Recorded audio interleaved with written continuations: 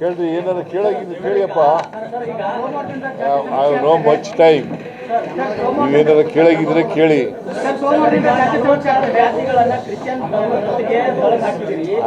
ಈಗ 46 ಜಾತಿಗಳನ್ನ ಕ್ರಿಶ್ಚಿಯನ್ ಧರ್ಮದ ಜೊತೆಗೆ ತಳಕ್ ಹಾಕಿದಿರಿ.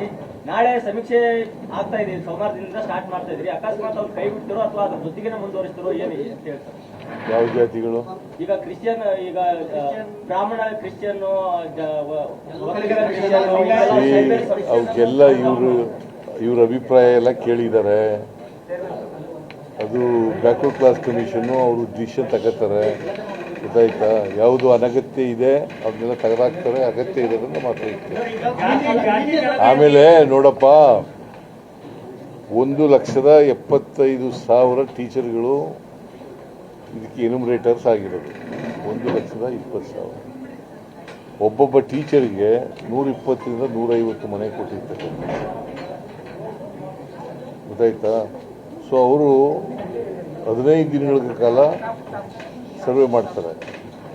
ಮನೆಗೂ ಹೋಗ್ತಾರೆ, ಮನೆಗೂ ಕೂಡ ಹೋಗ್ತಾರೆ.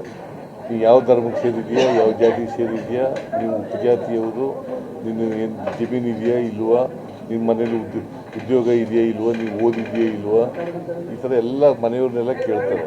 ಅದರಿಂದ ಇದು ಬರೀ ಜಾತಿ ಸಮೀಕ್ಷೆ ಅಲ್ಲ, socio educational and economic survey. Socio educational ಮತ್ತು ಸಾಮಾಜಿಕ, ಆರ್ಥಿಕ, ಶೈಕ್ಷಣಿಕ ಸರ್ವೆ. ಯಾಕೆ ಮಾಡಿದ್ದೀವಿ ಇದನ್ನು ಅಂತಂದರೆ, ಒಂದು ಜಾತಿ ಗೊತ್ತೇ ಆಗ್ತದೆ, ಬಿಕಾಸ್ ಅವ್ರ ನಂಬರ್ ಎಷ್ಟಿರ್ತದೆ ಅದ್ರ ಮೇಲೆ ಜಾತಿ ಗೊತ್ತಾಗುತ್ತೆ. ಅದು ಒಂದು. ಎರಡನೇದು ಭಾಳ ಮುಖ್ಯವಾಗಿ ಸಾಮಾಜಿಕ, ಆರ್ಥಿಕ, ಶೈಕ್ಷಣಿಕ, ಔದ್ಯೋಗಿಕ ಸಮೀಕ್ಷೆ.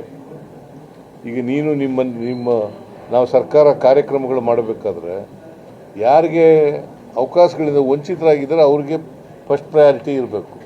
ಅದಕ್ಕೋಸ್ಕರವಾಗಿ ಈ ಸರ್ವೆ ಭಾಳ ಮುಖ್ಯವಾಗಿ ಸರ್ವೆ ಮಾಡ್ತಾ ಇರೋದು. ಜಾತಿ ಎಲ್ಲ